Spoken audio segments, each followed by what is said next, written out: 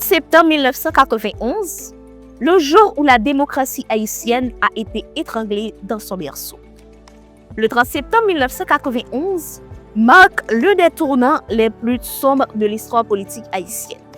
Ce jour-là, le docteur Jean-Bertrand Aristide, premier président élu démocratiquement en décembre 1990, est renversé par un coup d'État militaire dirigé par le général Raoul Cedras.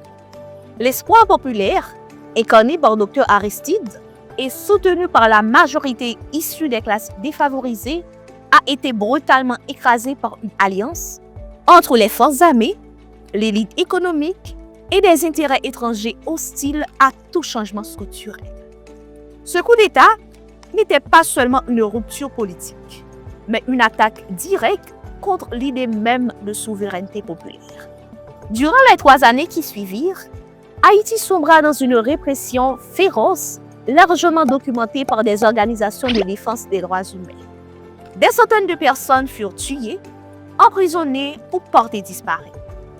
Le retour du président Jean-Bertrand Aristide en octobre 1994 fut salué comme une victoire populaire majeure, symbolisant le triomphe du droit sur la force et la légitimité sur l'arbitraire.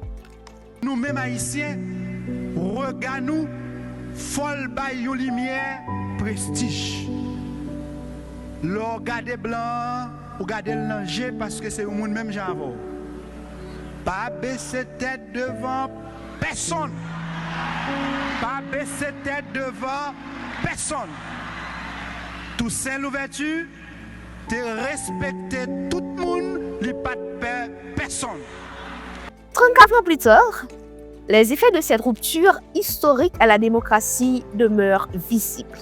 On assiste à la continuité d'un système d'exclusion et de prédation, aujourd'hui perpétué par les dignes héritiers des putschistes de 1991, désormais métamorphosés en adeptes de nouveaux contrats sociaux de façade. La souveraineté politique du pays reste entravée par des élites locales corrompues et des influences étrangères omniprésentes. Dans ce contexte, l'appel à un gouvernement de salut public pour refonder l'État n'est plus qu'une option. Il devient une nécessité au cœur des luttes démocratiques contemporaines. Le 30 septembre n'est donc pas qu'une date de commémoration.